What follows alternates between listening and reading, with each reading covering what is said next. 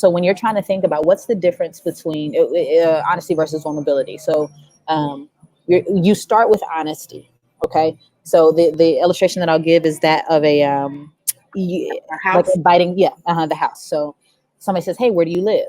You say, "Oh, I live here." You were honest with them. You gave them the facts and the information that they needed in order to know where your house was. Then they come to your house and they ring the doorbell. If you open the door and let them across the threshold, that is practicing openness. So you can be honest and give people facts and figures. You can be open by letting people in to you. So, how was your day? Oh, my day was rough. That was an open response, right? And honest. So now the person has crossed the threshold of your house. They're standing in the front area. You can practice transparency by giving them a tour. So you are like, oh, this is the living room, this is the kitchen, our guest room is here, all that kind of stuff. And maybe the doors to the guest room and all that kind of stuff are open, and you're walking them through the house. So somebody says, how was your day? My day was rough. Why? My boss pulled us into a meeting and dropped like a huge bomb about how people are about to be laid off in 3 weeks. That's being very transparent. You're allowing them to see through to something that they wouldn't see unless you showed it to them. So you're giving that person a tour of what the situation is. But when you are vulnerable, you don't just show people the rooms in the house that are put together. You don't just show them the map of the house or the format of the house, like the rooms with the door shut.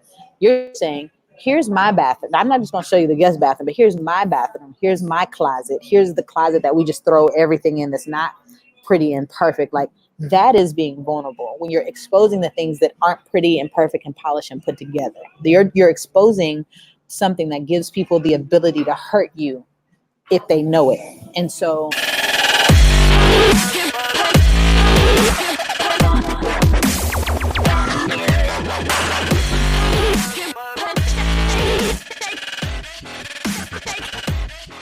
Well, thank you for watching another episode of the Jude 3 Project podcast. As always, I'm your host, Lisa Fields, the founder of the Jude 3 Project, and I'm so excited to be joined by another special guest this week, KB. I'll let you give your full name, but I think most people know you by KB Heart Convos.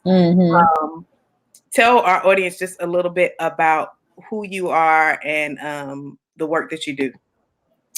Yeah, so my name is Kristen Newton, but I affectionately go by KB. It kind of came from being in the entertainment industry for the last 10 years. It is my DJ name. And so KB just kind of stuck. I live in Indianapolis. Heart Combos has been what people might call a passion project, but it's been something I've wanted to do for a while, which is really just have a conversation around what community should look like, what relationships should look like amongst women specifically. And so, yeah, I just get on a soapbox on social media almost every day and just kind of rant about what I think the narrative that the culture spreads and how it's a fallacy, it's a lie, and what I think, God is calling people to when it comes to relationship with him and with each other. So that's me. That's what I do. I'm pretty shoot straight kind of individual. So I'm looking forward to this conversation around friendship. Dope.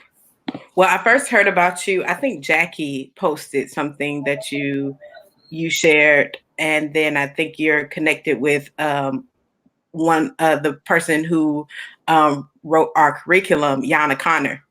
Yes, Yana. So I heard about you through them, and also I saw your TED Talk. And I thought it was interesting that you focused on friendships, because most people that are married with children like yourself, I don't want to say, do you have one or two children? I don't want to say. Listen, honey, I have one whole child. Okay. She said, I don't want more children. I was like, no. Kids on you than you have. Listen. Usually focus on romantic and marriage and family relationships, but I thought it was interesting that you kind of focused in on friendship. Why is that really important for you? Oh man.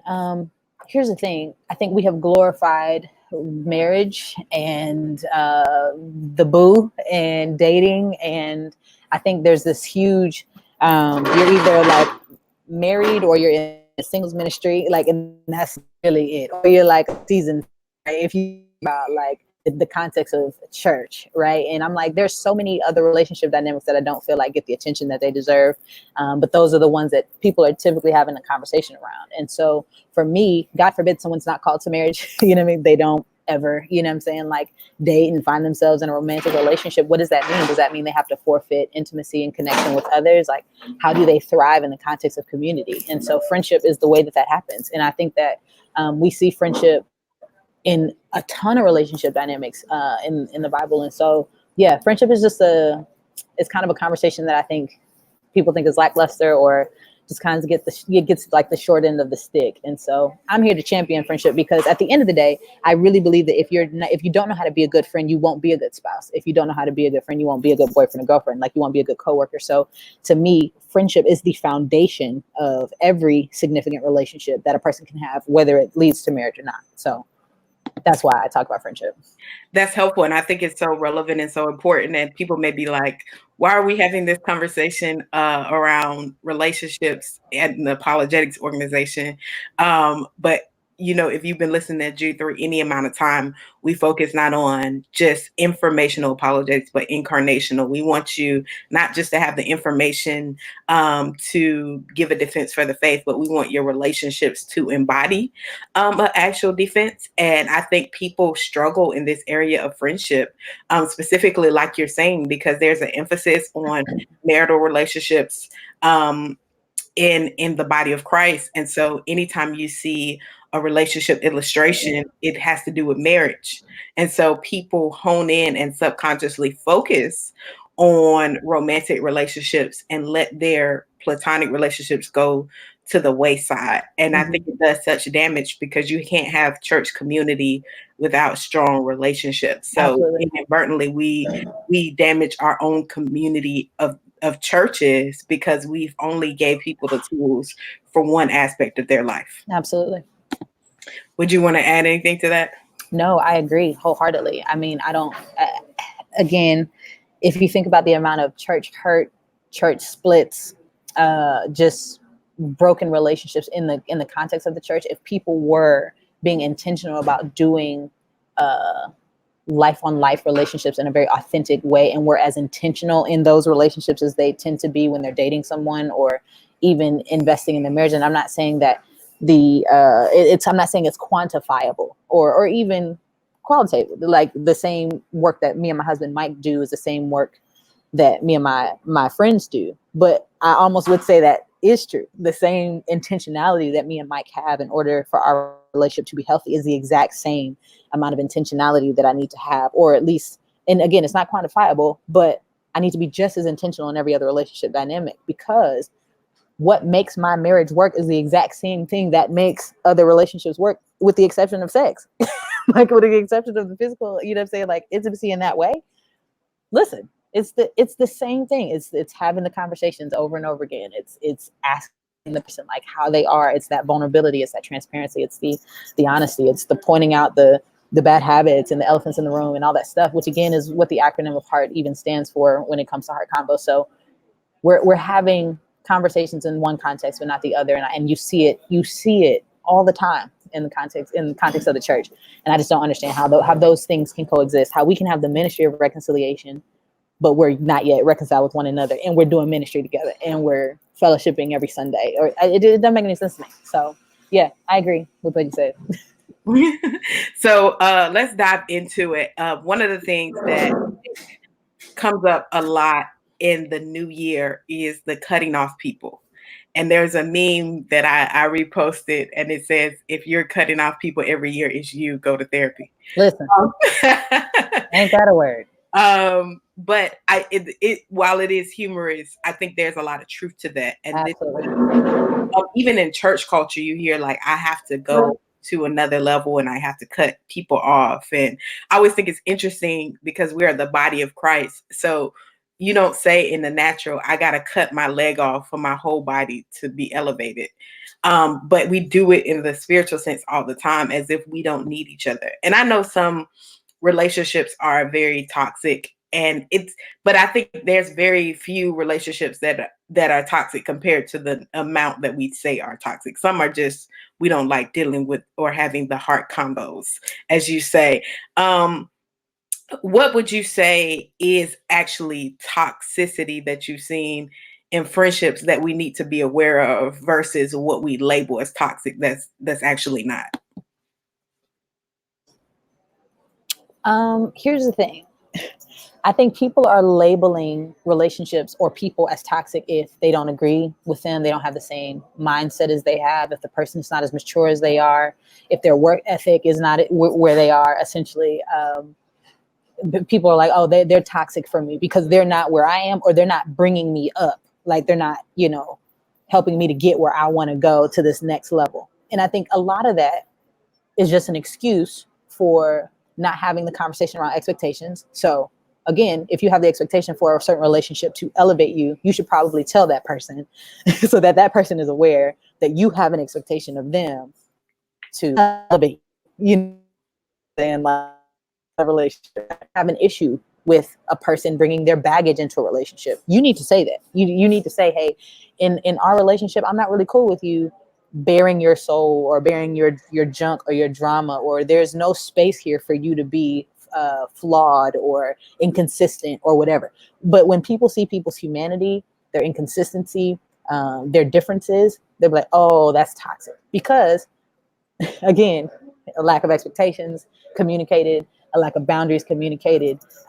Again, it's just easier to do that. It's easier for me to just put it on you and to cut you off because this makes me uncomfortable. This is really, really hard or whatever, than to actually have the conversation and to work through it, or to prefer you, or to maybe understand that what I bring to our relationship dynamic is not just for my own gain, but maybe it's for your benefit, And so when people aren't having those conversations and they have one perspective about what relationship should look like or health should look like, then they just throw people in this other category of like, oh, you must be toxic. And that's not what toxicity is. I think something that is toxic in a relationship dynamic is a person who is not only in a place of unhealth, but they're aware of their unhealth and they are unwilling to grow. That is a toxic person to me, just simply put. Because everybody's got issues, everybody's got blind spots, everybody's got junk. So if that's the qualification for being toxic, then ain't nobody doing life with nobody.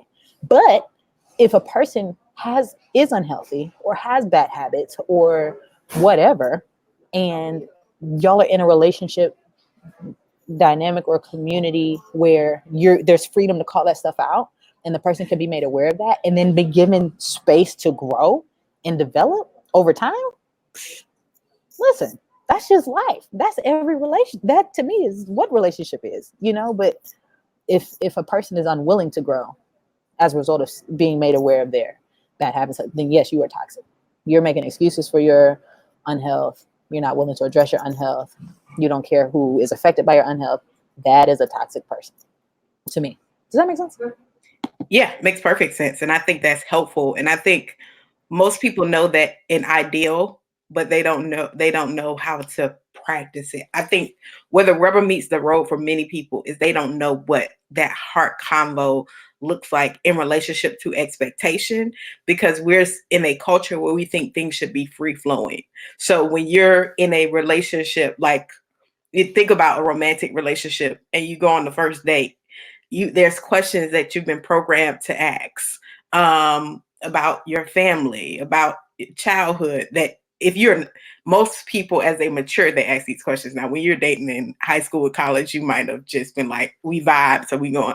But you're very intentional as you have failed dating relationships to ask questions up front, so you'll know what you're dealing with, know the kind of baggage that you're dealing with. Friendship, we think, should be free flowing. So I shouldn't have that expectation of what the relationship should be. If they're going to be a quote unquote best friend, it should form naturally. If they're going to be, a colleague, it should form naturally. And we base all of that off natural progression. And so the intentional conversations aren't there. And then I think because we live in a hypersexualized culture, that sometimes if people are asking those intentional questions, it may seem a little too romantic in a sense, if that makes sense, because we live in this culture that is hyper sexualized. So anything that seems to be intentional about forming intimacy, because culture has created intimacy as synonym for sex, people don't understand intimacy outside of that dynamic. So, listen, and it's wrong, and it's not okay. It's not okay. That is the lie. And I think if people, again, as I continue to try to just call, like, blow the horn on it, like, that is the lie, that intentionality is reserved for romantic relationships. Forgiveness, connection, confession is reserved for, like, the people super close to me, which the only people who are super close to me are my booze or a bae or my husband or my wife. That's a problem. Like, that's a problem. We were not designed to only thrive in that way, in those relationship dynamics. And so I think, to your point, like, you're making an incredible point. I think you're making it very plain. And I just want to say all of what you said is a lie. And is why people struggle now. And talking about, like, people know how to have conversations, and, like, in the first place, the acronym. So the platform that I've created is called Heart Convos. The heart is an acronym for honesty, elephant sized, authentic, real, transparent. And essentially, if a person knows what the acronym is, they can use the acronym as kind of like a starting point for what kind of conversations they should have in your relationship. You should, whether you're dating somebody or not, in every relationship, y'all should be practicing honesty. There should be space for people to tell each other the truth. If you feel like you have to lie to somebody because, like, in order for the relationship to be okay, or not to rock the boat, like, that's a problem. So there should be freedom to be honest. Elephant's eyes kind of is twofold. It has to do with being able to address the elephant in the room, like issues that don't nobody want to talk about, but we all see are here. But also to address elephant issues in our life. Again, they're hard or difficult. So there's that. Authentic has to do with you showing up in a relationship as your most authentic self. So if you don't feel like you can be who you are with a person, like, you have to kind of alter yourself or be some contrived version of yourself, that's not okay either. So authenticity. Real has to do with addressing real issues in real time. So not holding grudges. Like, when conflict comes up, like, let's address this. Let's deal with this right now. And then transparency has to do with allowing people to see through to the things that they would not typically see unless you expose them. And so I say that for the first half of your question, like, that you kind of brought up. And that is that people just don't know how to have those conversations. And I think if you can understand what the acronym is, that can be at least a starting block for being intentional around certain conversations. Mm-hmm. I think that's helpful, because I think people are in a space where there is, I've seen in my own friendships dynamics, especially when you're in relationships with people who are opposite personalities. Conflict tends to have kind of two dynamics. If you're opposites, I can think of one of the most recent conflicts I had with a friend. That friend is a more turned up when angry. I'm more turned down. So I go inward, and I could just be like, okay, and I could shut down while that person may be kind of like rah, rah, rah. But that's our different personality dynamic. So we're both angry. We just express it different.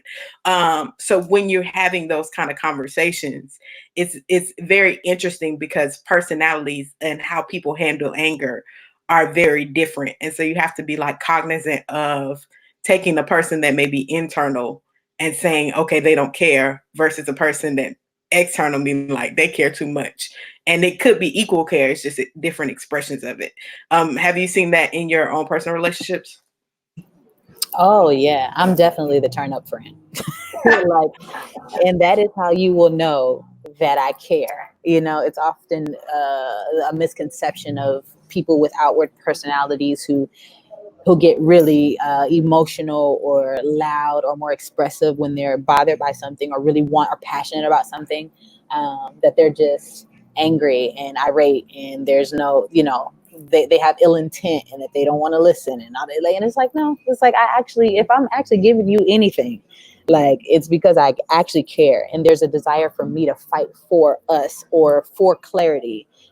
And I just am more fight about it than I am flight. Whereas other people, like you were saying, with your own personality, like you kind of go inward, you maybe flight from it. You know what I mean? You don't want to stir the pot.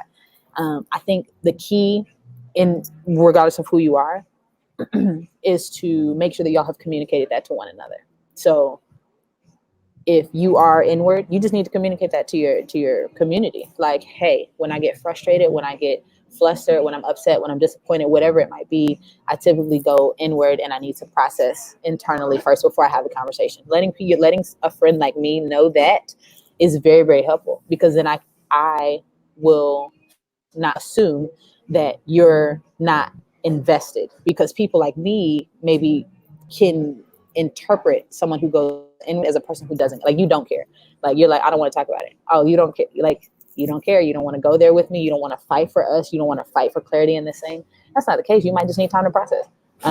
Likewise, on the other side, if a person knows, like, oh, Kristen's not mad, this is just how she expresses her care, or that she's invested in something, then when I do get loud or I have something to say, they're not like, oh, like she's angry or she's trying to start a conflict or anything like that. Like, no, I'm fighting for understanding. I'm and whatnot. So I think having those conversations and informing one another, like, hey, this is where I'm at, this is where you are, this is what I need.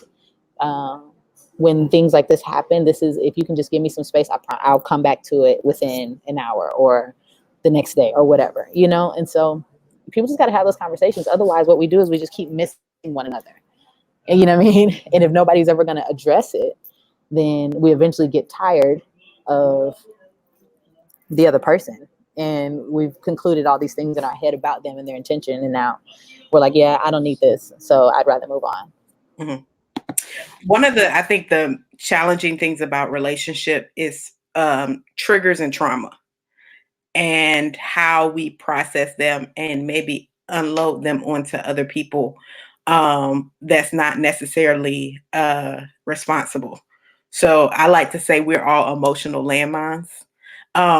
In one sense, that somebody can step on something in our lives and we blow up, in a sense, whether it's internal or external, because it connects to a past trauma.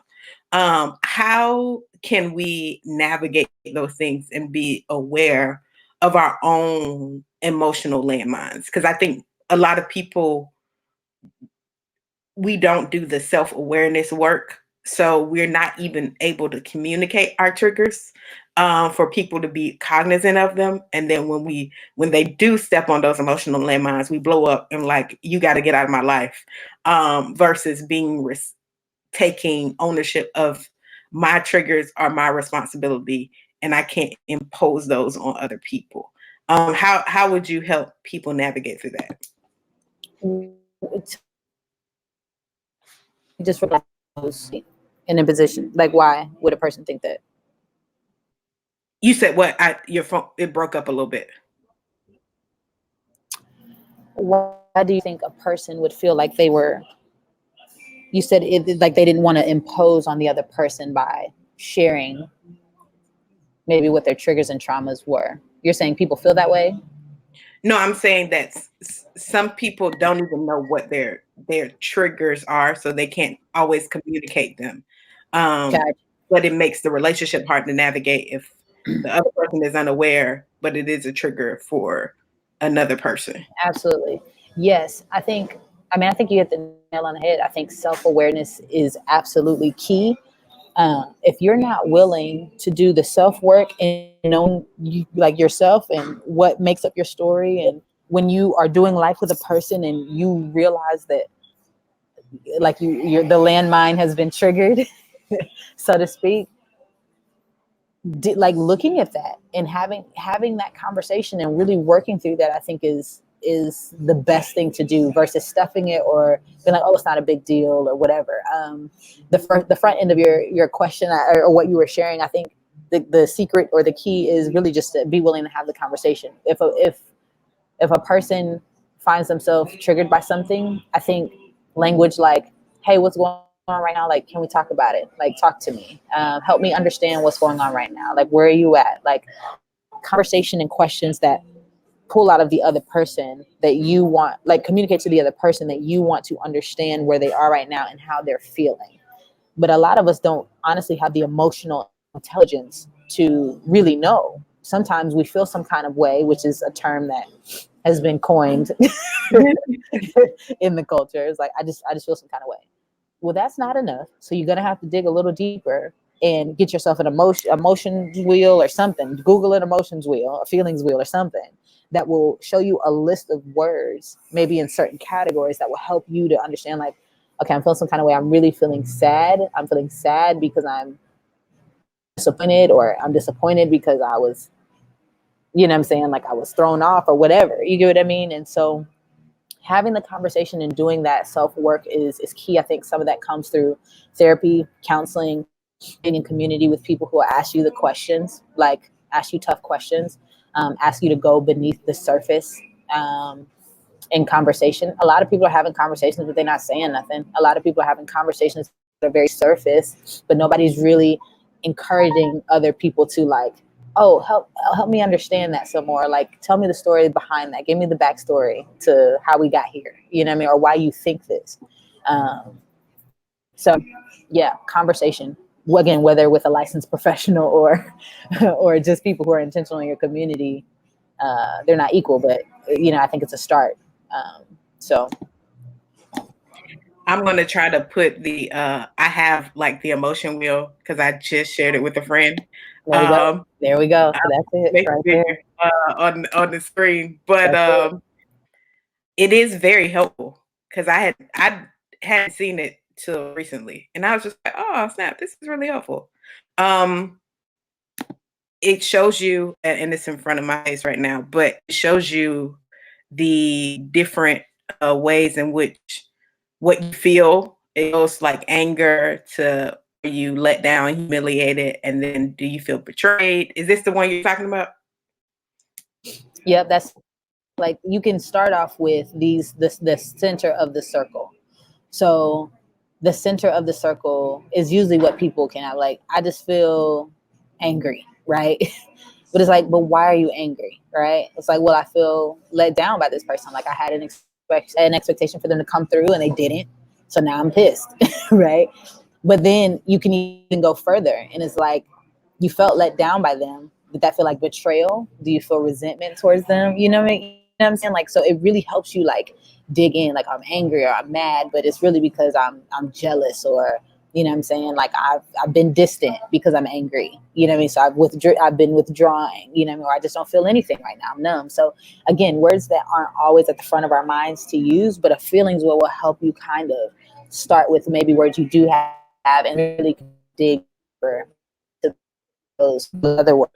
So I love feelings wheels, but that's just a part of growing in your self awareness and having healthy habits in your life that help you um, navigate that inner work. Again, like living transparently before people. Like, hey, let me expose things that you ultimately wouldn't know or see unless I shared them with you. So I think that's extremely helpful because I think we don't understand our own emotions sometimes. We're like, why am I mad? Like, what happened that made me so mad? And then you realize it reminds me of I'm disappointed because it reminds me of a past disappointment or something else. And then you're able to connect the dots. And then once you process that, then you can pull out, okay, I'm disappointed. This made me feel like this, but is it the same? So this made me feel the same disappointment I felt in this other situation. Is this the same situation? Because often our emotions will lump situations and scenarios together that might not go together. But if we don't think through it and do that processing, then you won't have, you won't be able to differentiate, and you'll say, well, you let me down just like this person. And then it becomes a whole thing. And then the relationship is severed because we didn't do the work. And like you were saying in the beginning, I think we have to realize that friendships are worthy of the work that we put into the romantic relationships. absolutely, perfectly said. Friendships are also worthy of the work that we put into our other relationships. And I don't. Again, if people think about it, like, in order to make any relationship work and function and flow and thrive, like, none of it happens organically. I'm not saying stuff that might not start organic, like, oh, there is a vibe here. Like, again, with the culture right now, vibes are everything. You know what I'm saying? Like, oh, it's a vibe. People are cutting people off because the vibe is shifted. And I'm like, my God. Like, I'm like, my God, that is It doesn't make any sense to me. Like, you do realize that nothing sustains the same vibe forever. Like, it just doesn't make any sense. But I think that's just a lack of awareness and maturity for how life actually works. Like, life actually just ebbs and flows itself, you know. And if you're always expecting for life and people to be the same, stay the same, never adjust, like, you're going to find yourself disappointed. And I honestly think that's just the narrative that people are being fed every day, that we have the ability to maintain a state of whatever it is, like, forever, and that's not true. um and again, I believe that we're able to like have joy in every circumstances. You know, every circumstance, obviously, like, that's something that the Lord gives us. You know what I mean? And if we're looking to Him, like, we can find that in Him because He is constant. But in this life thing and this other people thing, yeah, nah, that thing gonna be up and down, rocky, any given day because we're people, and that's just how it works. So, yeah, yeah, friendships are worthy of the work. So as we think about relationships, most people that are watching this might say, well, I'm married, I have children. I hear what you're saying, but in undergrad, it was a little bit more easier. High school was easier. At work, I have friends because I have to be with them every day, and they don't. You know, after 9 to 5, we really don't do life. I go to church, but it's, you know, by the time I get my kids out of children's ministry, by the time me and my husband get out, we just trying to get food because Sunday is our only day. Kids got games on Saturdays. Sunday is our only day to rest. We barely made it to church. We almost streamed. How am I supposed to have relationships with all this going on? It seems impossible for the average person. Like, they get it for people like me that are single, but then they're like, man, I don't have the time and bandwidth for relationships. What would you advise them? How would you advise them?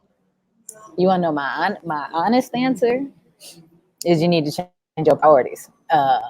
Because we all make the decision to prioritize and invest in what we want to invest in. I think when a person can say that their life is completely consumed by things and activities and running and ripping and doing, but they don't feel like they have the bandwidth or the capacity to really know other people or be known by other people, that to me is a problem. And I think that again feeds into this narrative that we're fed, that we have to be busy, we have to be going, we have to be doing. It's all about, you know, success and my kids' success and what they're doing and all this stuff. And I'm like, yeah, but where's the value of relationship in all of that? And should we be doing all of those things in the context of relationship with other people? So let's say your kids are going to be doing sports and all that kind of stuff. That's fine. Do you know the other moms? Do you know the other parents? You get what I'm saying? Like, are you being intentional about building those relationships with them since y'all are in the same place all the time? You get what I'm Does that make sense what I'm saying? Like, if you have to see these people every weekend, or so, like, are you being intentional to know them and to be known by them? You know what I mean? Like, because especially as a Christian, like, that's an opportunity for us to, like, let our light shine. But if we feel like we're consumed with, and again, this I want to tread lightly because if I let it out, people are gonna be like, "Oh, she raw." But you know, it's this idea of, like, if you feel like the majority of your life is consumed with a car, like, because you're just so busy, like, driving people to this and driving people to that. I drove to work, I came home, I drove my kids, and I came. And I'm like, again, if majority of your life is spent in a car, if majority of your life is spent at a function, and you don't feel known by anyone, and you don't feel like you really know anyone except for the people who are in your house, I do not think that is healthy, is what I would say. So I think we've just bought into a narrative that doesn't allow people to have lives that prioritize relationships with other people. And I think that is the whole point for why we are here, to have a relationship with God and a relationship with other people. And if you don't feel like you can have relationships with other people because you're doing too much, then I would say do less and have more relationships with, with people, or create space and be more intentional in the things that you're doing and make more connections. Like, we have the ability to be more connected to people than we ever have before. Yet people are are the loneliest that they ever have been before. But yet they the busiest, and they making the most money than they ever have before. Either matter of part, or you really need to have the conversation around what is priority in my life? What have I made priority in my life? What needs to change and be and adjust? I think that's helpful, because I think most people will use that as an excuse not to have a relationship. But as you pointed out, this is a culture that feels very lonely.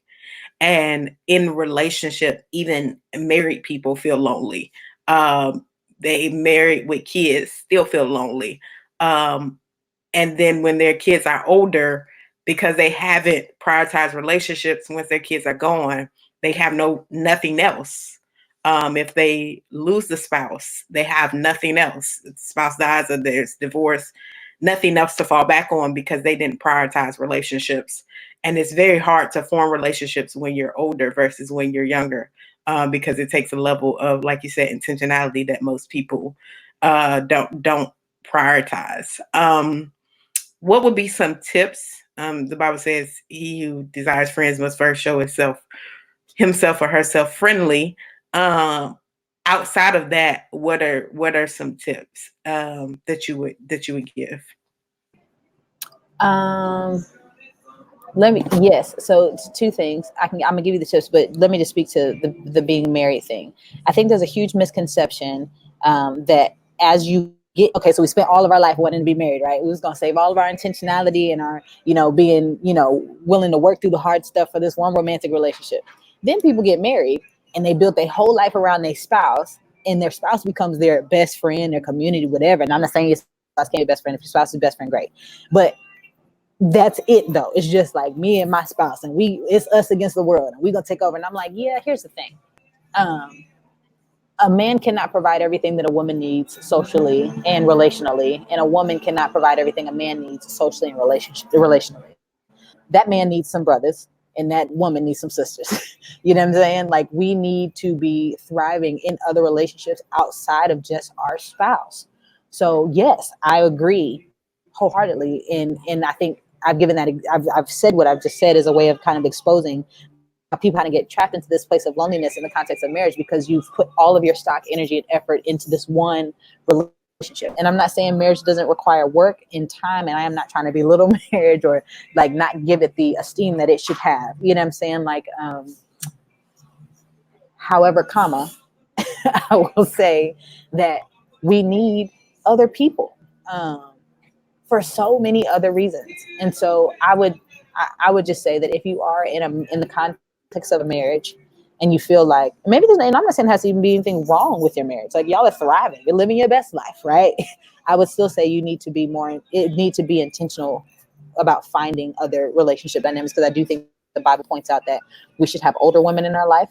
They should be teaching the younger women how to love their husbands. So it's assuming that, like, even if you are married, you've got an older woman in your life who are uh, investing in you, right? You need peer to peer. You need your Barnabases. You need your people who are going to encourage you. I don't think that, again, our spouse can always carry the hat, every single hat. You get what I mean?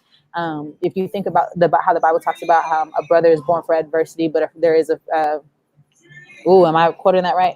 A friend that sticks closer than a Yeah, brother. and there's a friend that sticks closer than a brother. So again, there's space for your siblings in your family, but again, there's importance. There's a distinction between that and friendship, right? And so getting into like the tips, I would say if a person is trying to figure out, like, what does it look like to make friends as an adult? What does it look like to just be intentional? I would say just start with where you are. Look at the people who you find yourself coming in contact with regularly. So if you're a Christian and you're going to church every Sunday, you got a whole group of people you can just start with there. You don't even have to go to like the grocery store and like try to be random. Like, you don't have to do that. Like, start where you are. The places that you find yourself frequenting, and other people are also frequenting those places. So work, church, a workout group, something, a club, a sorority, fraternity, whatever. Like, somewhere where people gather often. I would say look there first and try to be intentional with those people by putting yourself out there and just speaking. You would be surprised how many people don't speak because they don't have to. You know what I mean? You got your phone. You walk into an establishment, you can find your head down and you looking into your device. And so putting your device away just to look up, make eye contact with a person, and speaking starts a lot of great conversations. You know what I'm saying? Like, asking a person, like, hey, how are you? You know what I mean? Like, giving the other person an opportunity to respond. Great way to start, to connection, right? I have this whole, I wouldn't call it curriculum, but I have like tons of resources that talk about like tiers in friendship. You know, you start, everybody is a stranger until you're not, right? But you move from stranger to the next tier by just having information about people. You would be surprised how many people don't even know people's whole names. You know what I'm saying? Like, learning somebody's name, learning what their interests are, where do they work, what do they do? Like, those are all basic questions that you can ask somebody just upon first meeting them. You don't have to dive into like, what is your deepest sin struggle? Like, it don't have to start there.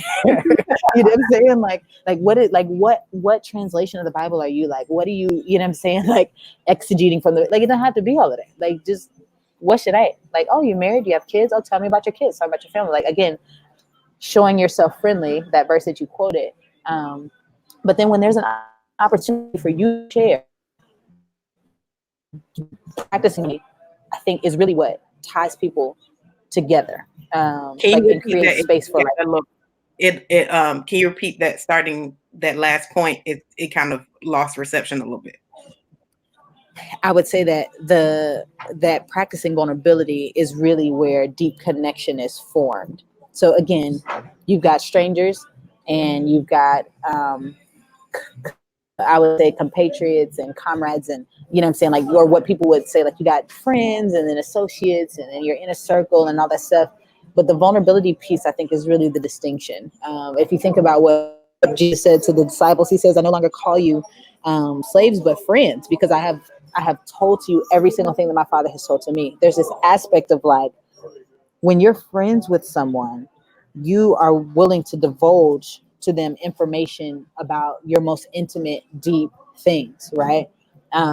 Not just giving them facts and figures, because that's what you do with strangers, right? And so I think when there's an opportunity to practice vulnerability, I think when people take those opportunities, that is an opportunity for connection. So somebody does what they're supposed to do, and they say, "Hey, how are you? Like, how's your day?" If your day was awful, say your day was awful. Don't just be, "Oh, it was good." Like, "Oh, it was cool," which is what people do. They function on this surface level.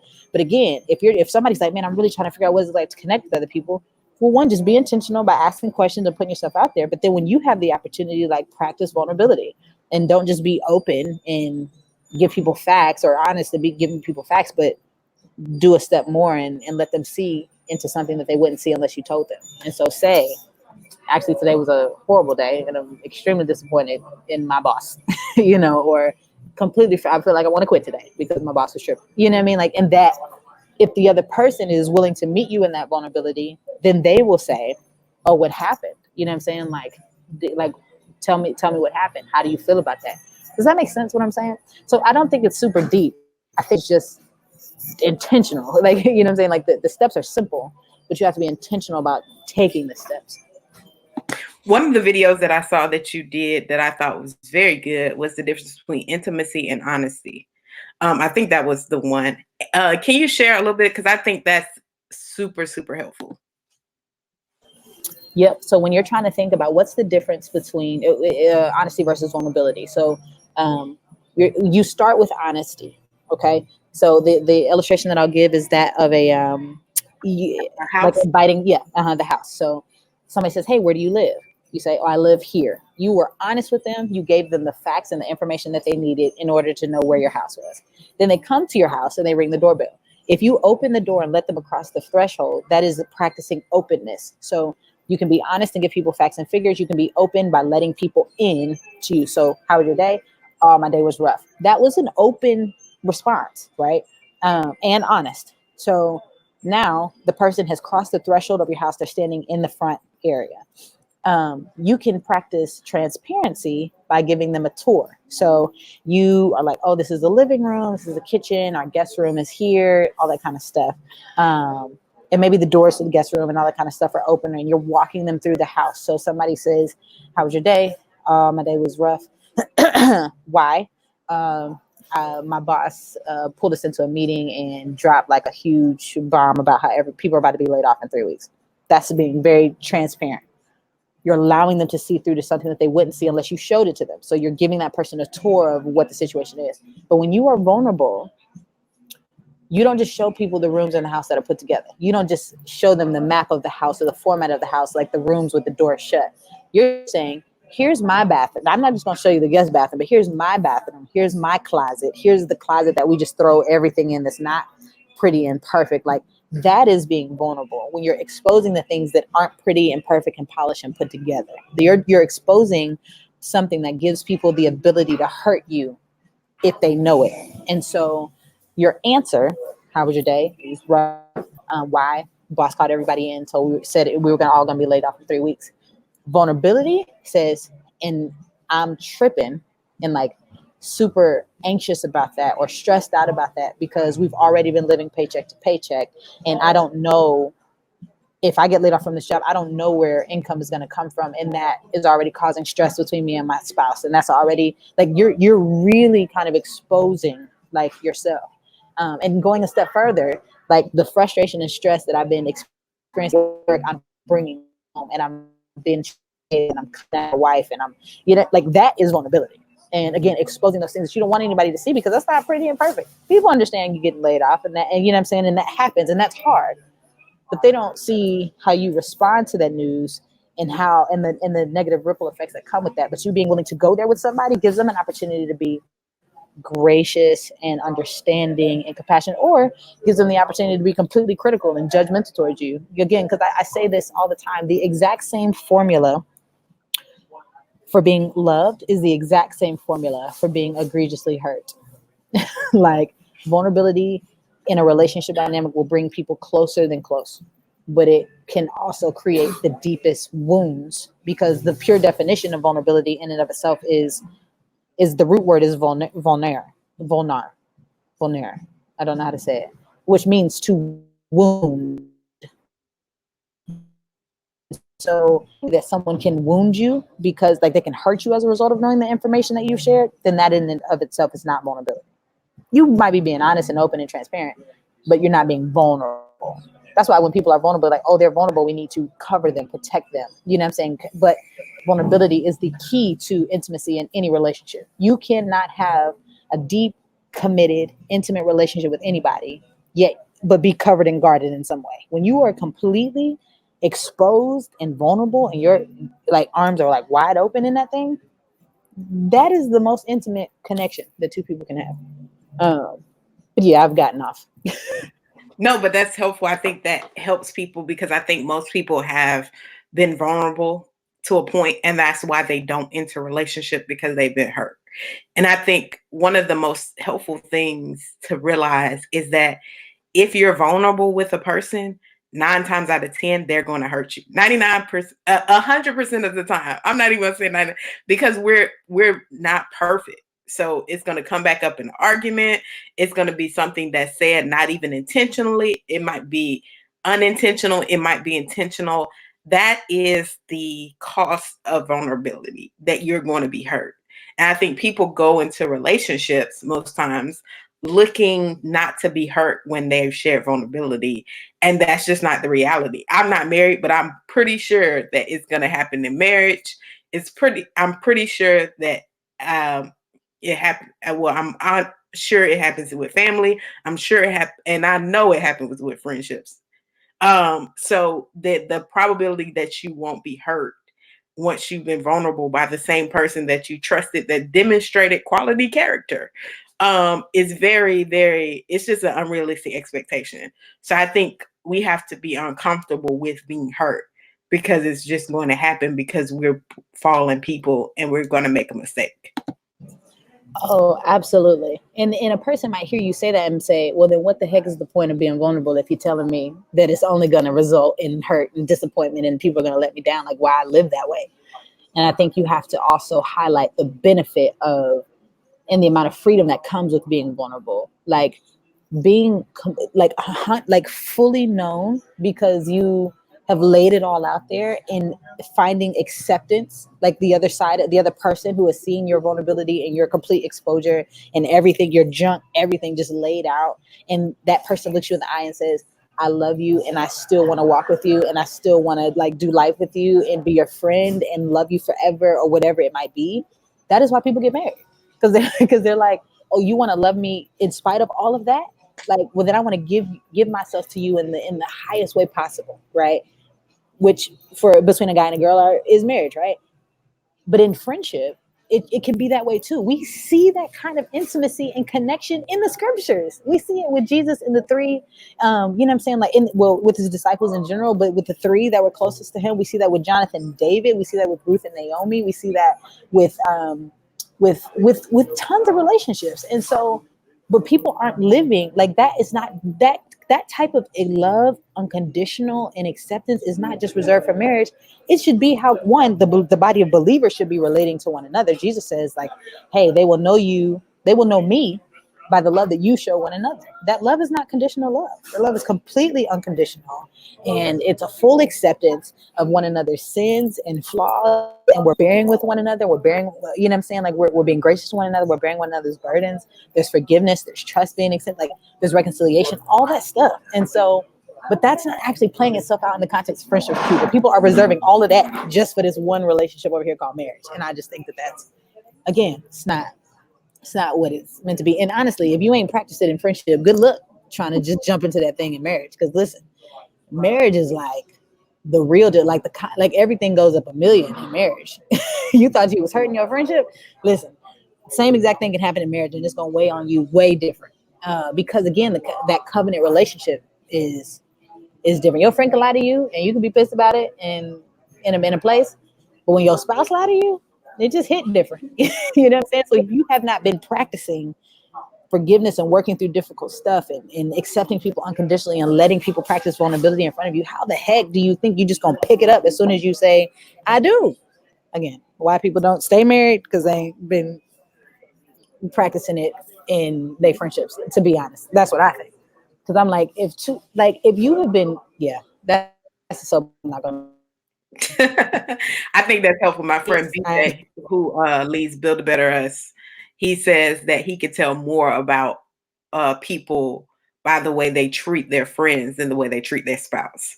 And I asked him why. He said, because in romantic relationships, there's a sense of, I gotta make this work because I've committed. People know I'm committed. I have children. But the real character, he says, comes out with how they treat their friends who they feel like is more disposable. And so how you treat them reveals more about your character than how you treat your spouse. So he says when he looks at people, he looks at how their other relationships function before he looks at their marriage. Absolutely. And I love BJ. I love everything like what he's doing. And I think that if you want a dating tip, when you go to date somebody, you need to look at what other relationships like their for that very point right there. Because when if they don't have friends, then it's not looking good. So I would agree with everything you just said, and that people should also take that in consideration when they are looking for a spouse, when they are dating someone. How does this person's friend circles look, and how do they treat those people? That's helpful. I think this has been a very rich conversation and a helpful conversation for those who are listening. What would be your final admonishment to people who are listening? How can people get in contact with you, and how can they get connected to the resources you said? I think you have a class or something as well on this, and people can book you to speak on this. So all of that information, your last words, how people get in contact with you, and your services that you offer. Yes. So I would just say my last words to you is to remember it is not a hard conversation. It's a hard conversation. It's a tagline that I use on all of my content because I believe that people make excuses for having conversations because it's uncomfortable and it's hard. But if you can reset your mentality and your thinking to it not just about it being difficult, but to it's honest, it's elephant size, it's authentic, it's real, it's transparent. That's the kind of conversation that I'm having, then I think it will act as a catalyst and maybe a little extra boost for you to like really go there when it comes to the conversations you're having with people. Yeah, because you need deep. We were made for deep, meaningful connections, not just with God, but with other people, and not just with our spouses and our boos and our babes, but with our friends, with our coworkers, with people. It's an opportunity for people to see Christ through us in our relationships, and so. And I would encourage you to be intentional about the relationships that you have. If you're in a lonely space right now, dig in, lean in. You know what I mean? Like find just one person that you feel like you can be intentional with and start there. So that would kind of just be my last bit of encouragement. As far as where you can find me, if you want to hear more of this foolishness that I've been talking, no, I'm just kidding. If you want to hear anything that I'm doing, you can go to any social media platform and type in Heart Convos. So that's HeartConvos.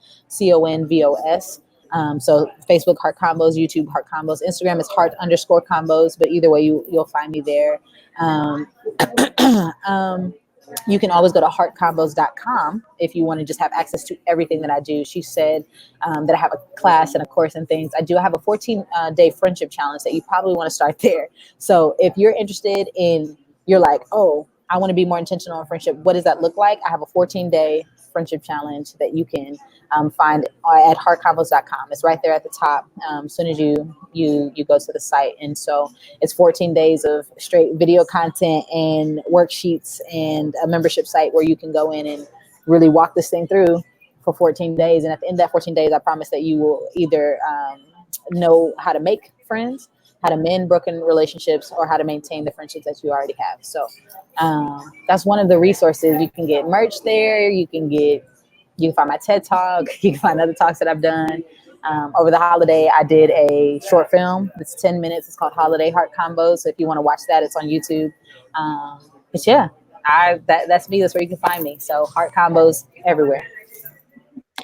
Thank you so much, KB. This has been a very helpful conversation, and I think you've given practical tools for our listeners to have these heart convos, to be better friends, to help reconcile friendships. So I'm thankful that you've been a part of the podcast with us. Before we go, there's some products that we have that you can see above our curriculum through Eyes of Color. Right there, that is available on Amazon. Our online course you could take through Eyes of Color, and also our merch that's right there. And all of this, there's easy links at Jude3project.org that you can see at the top. So make sure you check those out. We are so thankful for you listening, and you can donate to the Jude 3 Project at Jude3project.org as well by hitting the donate tab. Remember, here at the Jude 3 Project, we're helping you to know what you believe and why you believe it. God bless.